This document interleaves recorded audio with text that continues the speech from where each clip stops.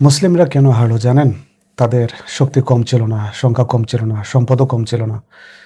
তারা হারিয়েছে তাদের চিন্তা। আজ আমরা একটা বড় ভুল ধারণায় বেঁচে আছি।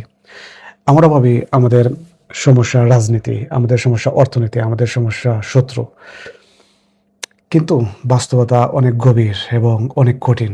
আমাদের সবচেয়ে বড় সমস্যা আমাদের মানসিকতা, আমাদের দৃষ্টিভঙ্গি, আমাদের চিন্তা সংকট। একসময় মুসলিমরা শুধু নামাজ পড়তো না, তারা চিন্তা করত, গবেষণা করত, নতুন জ্ঞান সৃষ্টি করত, পৃথিবীকে নেতৃত্ব দিত। আজ আমরা কী করতেছি? আমরা শুধু অনুসরণ করি, আমরা শুধু কপি করি, আমরা শুধু প্রতিক্রিয়া দেখাই। আমরা নিজেরা আর চিন্তা করি না। আমরা হয়ে গেছি অনুসারী, নেতৃত্ব দেওয়ার যোগ্যতা আমরা হারিয়ে ফেলেছি। সবচেয়ে ভয়ঙ্কর জায়গাটা হচ্ছে কি জানেন?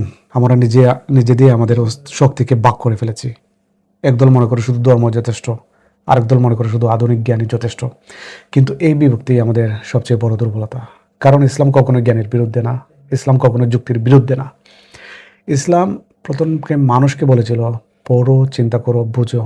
অথচ আজ আমরা ইসলামকে মসজিদের ভিতরে বন্দী করেছি আর দুনিয়ার নেতৃত্ব ছেড়ে দিয়েছি অন্যদের হাতে। একটা সময় ছিল যখন মুসলিমরা বিজ্ঞান, দর্শন, চিকিৎসা, সমাজ ব্যবস্থা সব কিছুতেই অগ্রগামী ছিল। তারা শুধু বই পড়তো না, তারা বই লিখতো, তারা শুধু জ্ঞান গ্রহণ করতো না, তারা জ্ঞান সৃষ্টি করতো। কিন্তু আজ আমরা অন্যর বই পড়ে পাশ করি, অন্যর চিন্তা মুখস্থ করি, অন্যর পথ অনুসরণ করি।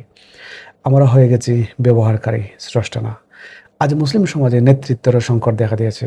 একদিকে এমন ধর্মীয় নেতা আছেন যারা শুধু আকিরাতের কথা বলেন, দুনিয়ার বাস্তবতা বুঝেন না। অন্যদিকে এমন রাজনৈতিক নেতা আছেন যারা শুধু দুনিয়ার কথা বলেন, আল্লাহকে বলে যান। কিন্তু এমন নেতা কোথায় যে ইসলামও বুঝবে আবার আধুনিক বিশ্ব বুঝবে? এই বিচ্ছিন্নতাই আমাদের দিকহীন করে দিয়েছে।